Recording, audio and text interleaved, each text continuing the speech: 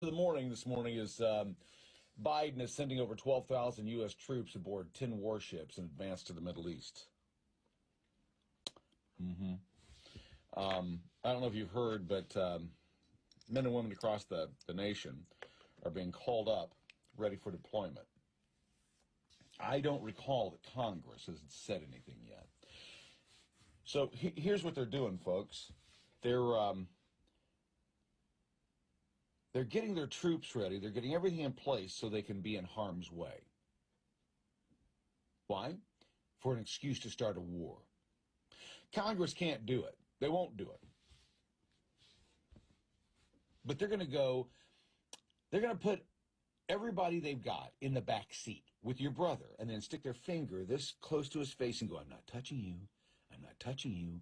I'm not touching you. I'm not touching you." And eventually, the brother's going to slap. That's what's happening in the Middle East right now. We're going to put all these troops in there, and then nothing's going to happen, right? Nothing could happen. What could happen? It's the U.S. Nobody would attack us. And then when they do, that's the excuse, and they can sidestep Congress. That way, your congressman doesn't have to vote for war going into an election. You see how it works now? They play you folks on a daily basis. And everybody's all geared up to go to war in Israel. But it's not war in Israel that they want. It's war in Iran that they want. That's where they want it. So here's a quick one this morning. I'm only going to be on here for about 10 minutes.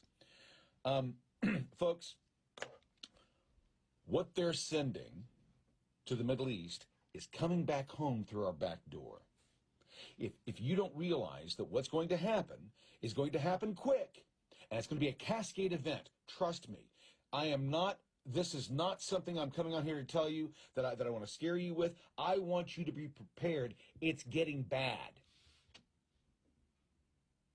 They're putting our boys and girls in harm's way so that when they get harmed, they can say, that's the excuse that we go to war. And they need it. Joe needs it. It's looking more and more like Joe's gonna make it over the finish line. They're gonna push him over the finish line. He may not be doing many events, and he may not be answering any more questions anymore, because did you see them when he was doing this press conference, when his chin was doing whatever the fuck it was doing, and John Kirby and the rest of them were blinking. They just kept their eyes on him. What's he gonna say next? Oh, fuck. But they're gonna push him over the line.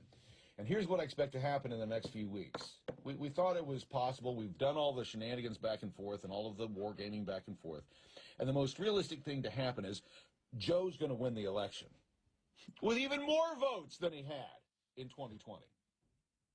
And they're going to push him over the line by putting Kamala in as Dianne Feinstein's replacement. She's going to step down. They're going to build up Gavin Newsom and say he's the guy.